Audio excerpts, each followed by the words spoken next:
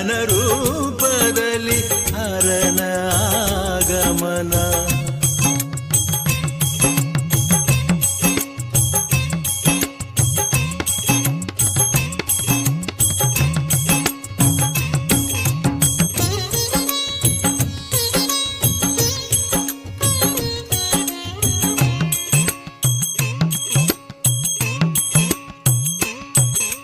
ಪುಟಾಣಿ ಬಾಲನ ಪುಟ್ಟ ಗಡಿಗೆಯಲ್ಲಿ ಎಳ್ಳು ಸುರಿದಿರೆ ಧಾರಕಾರ.